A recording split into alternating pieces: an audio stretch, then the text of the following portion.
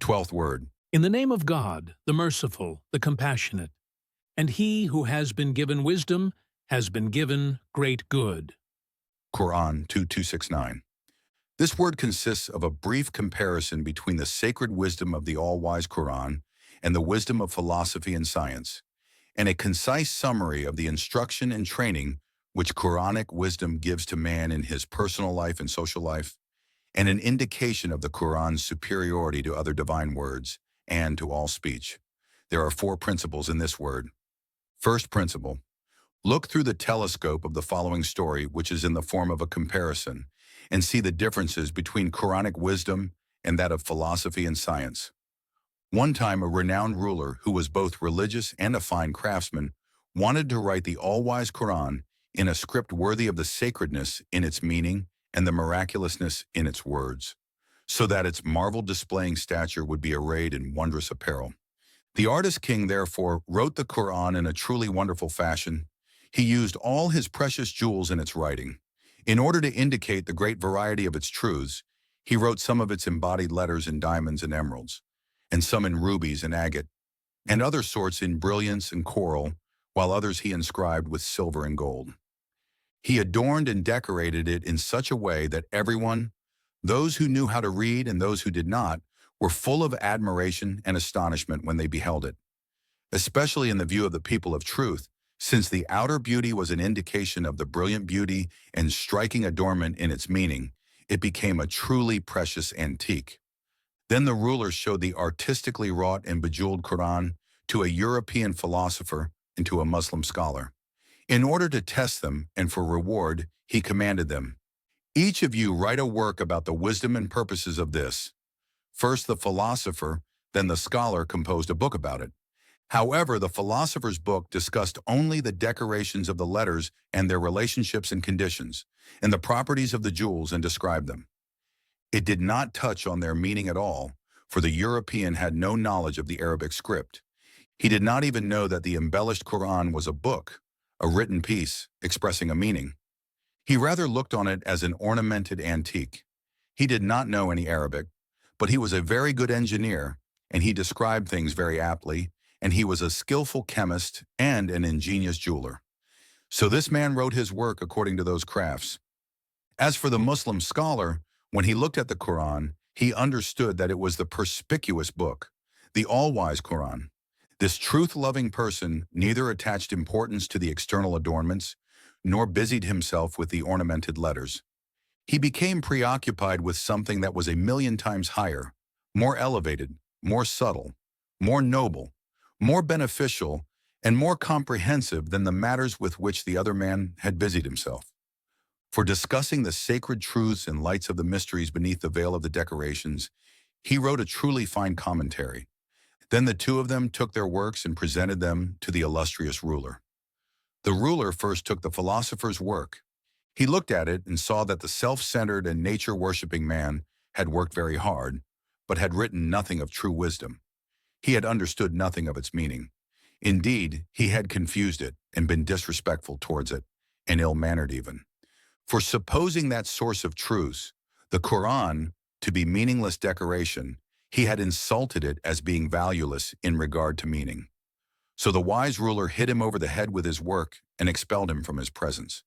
Then he looked at the work of the other, the truth-loving, scrupulous scholar, and saw that it was an extremely fine and beneficial commentary, a most wise composition full of guidance. "Congratulations! May God bless you," he said. "Thus wisdom is this, and they call those who possess it knowledgeable and wise." As for the other man, he was a craftsman who had exceeded his mark. Then in reward for the scholar's work, he commanded that in return for each letter, 10 gold pieces should be given him from his inexhaustible treasury. If you have understood the comparison, now look and see the reality. The ornamented Quran is this artistically fashioned universe, and the ruler is the pre-eternal all-wise one. As for the two men, one, the European, represents philosophy and its philosophers, and the other the Quran and its students. Yes, the all-wise Quran is a most elevated expounder, a most eloquent translator of the mighty Quran of the universe.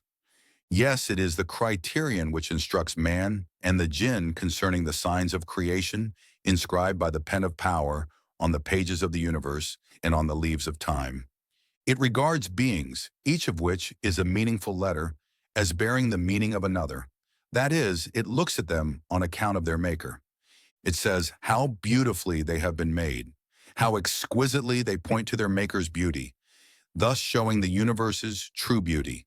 But the philosophy they call natural philosophy or science has plunged into the decorations of the letters of beings and into their relationships and has become bewildered. It has confused the way of reality. While the letters of this mighty book should be looked at as bearing the meaning of another, that is, on account of God, they have not done this. They have looked at beings as signifying themselves. That is, they have looked at beings on account of beings and have discussed them in that way. Instead of saying how beautifully they have been made, they say how beautiful they are and have made them ugly. In doing this, they have insulted the universe and made it complain about them. Indeed, philosophy without religion is a sophistry divorced from reality and an insult to the universe.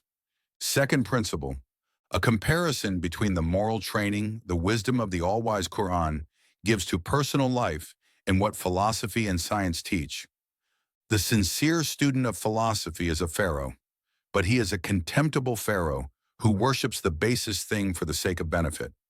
He recognizes everything from which he can profit as his lord. And that irreligious student is obstinate and refractory, but he is wretched together with his obstinacy and accepts endless abasement for the sake of one pleasure, and he is abject together with his recalcitrance and shows his abasement by kissing the feet of satanic individuals for the sake of some base benefit. And that irreligious student is conceited and domineering, but since he can find no point of support in his heart, he is an utterly impotent, blustering tyrant. And that student is a self-centered seeker of benefit whose aim and endeavor is to gratify his animal appetites. A crafty egotist who seeks his personal interests within certain nationalist interests. However, the sincere student of Quranic wisdom is a servant, but he does not stoop to worship even the greatest of creatures. He is an esteemed slave who does not take a supreme benefit, like paradise, as the aim of his worship. And its student is humble, he is righteous and mild, yet outside the limits of his maker's leave, he would not voluntarily lower and abase himself before anything other than his maker. And he is weak and in want, and he knows his weakness and poverty, but he is self-sufficient due to the wealth which his all-generous Lord has stored up for him in the hereafter. And he is strong since he relies on his master's infinite power. And he acts and strives only for God's sake, for God's pleasure, and for virtue. Thus, the training the two give may be understood from the comparison of the two students.